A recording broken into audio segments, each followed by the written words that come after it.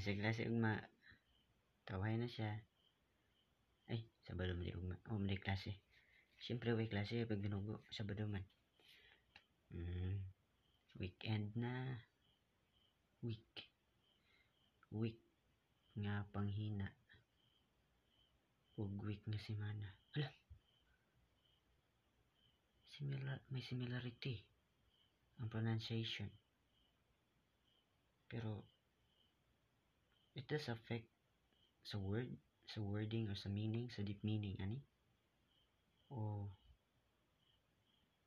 kita ang nainto ra sa mga words sa English. Weekend. Ang pagkahuman sa imong mga pasakit. No? Sa 5 ka adlaw. Hala.